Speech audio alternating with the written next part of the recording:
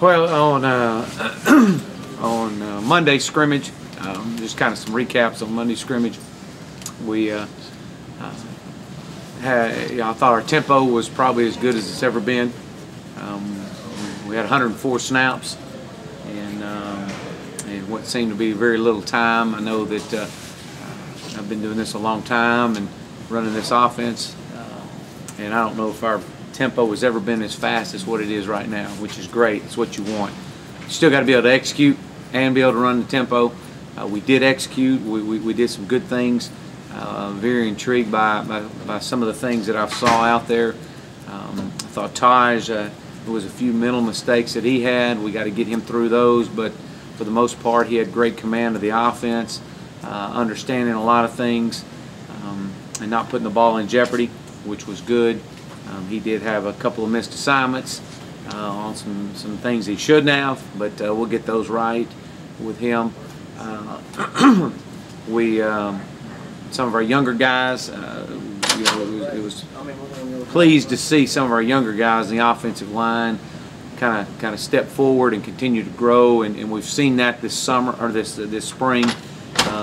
Those guys, they'll bite you, and that's kind of what we're after. We're after some guys that we know has got a little bite in them, and so we are starting to see that. Again, they're a long way from where they need to be, as we all are, but we've taken steps, especially being the first live scrimmage with coaches off the field and everything. So we are seeing some promise there.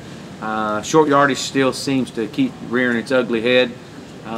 We failed to convert on a couple of several short yardage situations.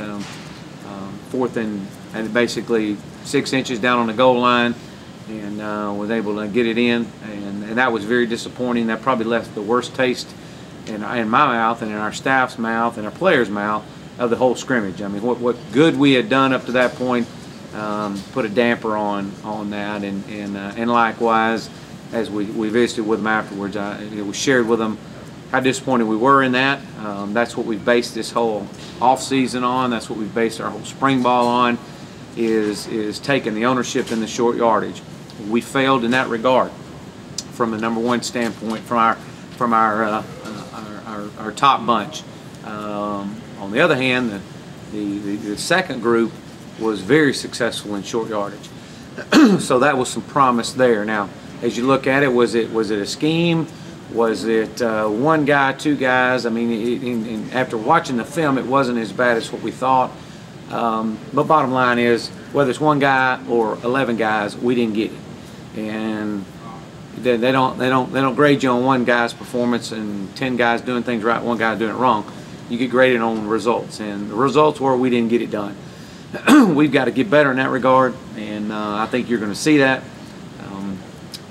It's a few things that we could have done. I could have called a different play or two down there inside the 1 yard line, but I didn't want to, and I wanted to call the play that is a hard-nosed play and see if we're up to the hard-nosed standard, and we weren't. So they answered my question right there, and so my response to them was, maybe I need to run it the other side then. If the one side can't do it, maybe the other side needs a chance at doing it. So those are things that, really challenging them with. Again, looking at it, it wasn't all on the offensive line. We had some mistakes. Sam Cooper should have dug out or kicked out a defensive end. He let a guy cross his face, caused us to get blown up there in that regard. Sam's been out a couple of days with an ankle injury. So those are some things that obviously were glaring, were a concern. Kind of fires me up to get back on the practice field today to address those needs and address those issues. Let these guys see it, and I think we're only going to keep getting better with it. But we get down on the goal line. I'm not trying to spread anybody out and trying to trick somebody. I want to see what they got and see if we can convert it and see what we can do. Okay. Cole Stout. You want to talk about Cole Stout? Yeah, sure. Okay, we'll talk about Cole. He's asking his own question. All right, we'll talk about Cole. That was by far the best that Cole Stout has done this spring. It's a shame that it's taken 9 practices to get him to the point to where he feels like that he's battling for his playing life, basically. Morgan Roberts has done an outstanding job through the first 9 practices or first 8 practices, and it's been a very healthy competition right there at that backup position.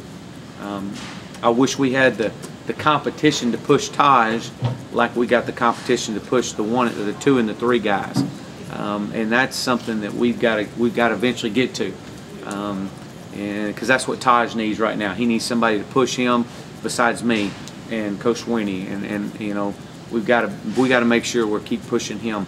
But Cole definitely got most of the reps at the number 2 position the other day, just for the fact to see if he was ready to come on and step forward. Otherwise, Morgan Roberts was fixing to take over that position. So we've got a great competition still going at that position right now. Hopefully within the next 5 practices we'll be able to figure out who's going to be our backup.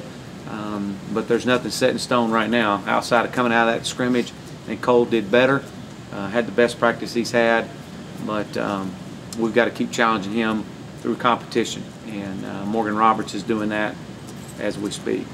I guess Brandon Ford mentioned that Stanton Secretary is playing a tight end role now. What do you see out of him? What do you feel like he can become? Well, Stanton is a guy that's playing, he's cross-training both. You've seen him some inside receiver.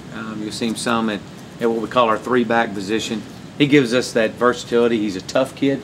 That's one thing I can say about Stanton. He's a guy that can grow into a 225, 230-pound body. It may not happen this year, maybe a few years down the road. Very athletic.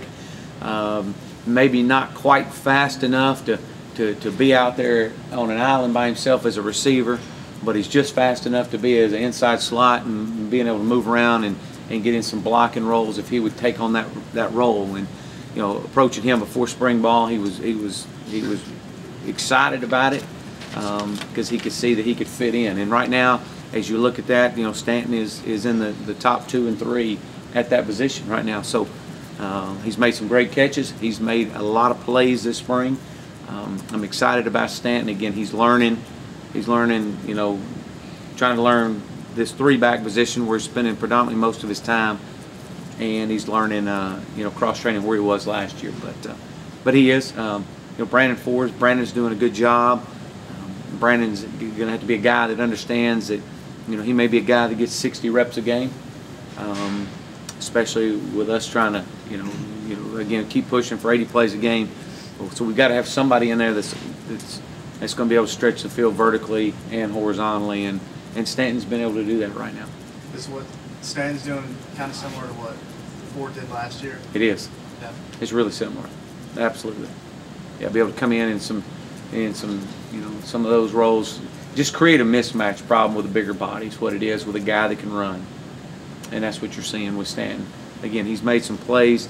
He's a tough kid. I keep coming back. He is a tough kid. He's not as big as where he needs to be, but he doesn't mind throwing his body around, and you like that in a player.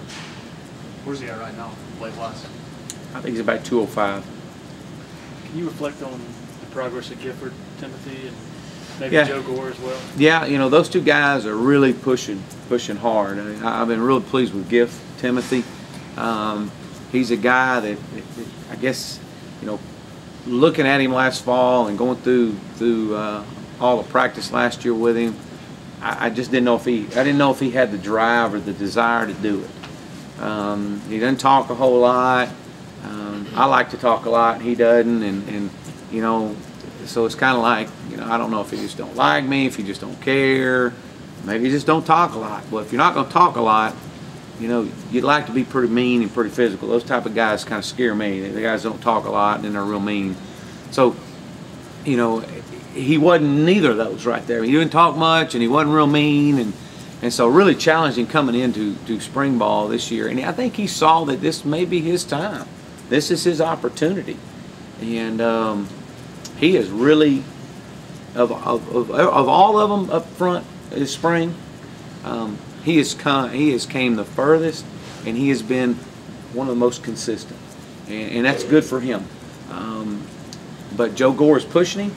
I think Joe Gore athletically is you know, as good as anybody we got. It's just him learning the system, staying with it, and you know, keep growing and studying the game. And And I think what you're going to see is you're going to see a healthy competition with those two guys that's going to battle all the way through fall camp. And, you know, Joe Gore's another one. You know, Joe doesn't talk a whole lot. And, you know, it's kind of like you walk into a room and, you know, those are the guys that scare you. They don't talk much and they're pretty physical, and that's what you're after. All set? Anybody else? I guess just you might touch on a little bit the tempo you guys are trying to run. Are you trying to just make it even faster this spring? Just trying to find little tweaks? I mean, is that the biggest? Yeah, you know, we're a fast-paced offense anyway, so we want to try to even go faster. You know, after studying ourselves and our reports, and you know, we found that if we could have pushed 5 more snaps a game, 8 more snaps a game, we could have scored some more points. And so, you know, they should be faster. Yeah. This is the second year in the system. They know the system now. So I can't, you know, as a coordinator, you can't let them get complacent with, okay, we know the system, so now we feel like we're fast enough. No, we're not fast enough. You know, when you know, you're going so fast the other day, quick recap right here, we're going so fast the other day, the second group with Cole Stout in there that, you know, even Cole threw up. So that's, you know, when he's throwing up, you're doing pretty good. The quarterback's throwing up, so you're moving. We're not letting them up. We're putting the foot on them, accelerator down, and you know, we talk about being the most explosive offense in the country. We're going to talk. We talk it every day, and in order to do that, we've got to be able to push. We got to push people out of their comfort zones. Not defenses, not just defenses, but our own self. We got to push ourselves out of comfort zone, and those things we got to have. We got to coach harder. We got to coach faster. We got to demand more out of ourselves as we do our players. Threw up on Monday at the scrimmage? Yeah. Oh yeah. Yeah, he was running around quite a bit.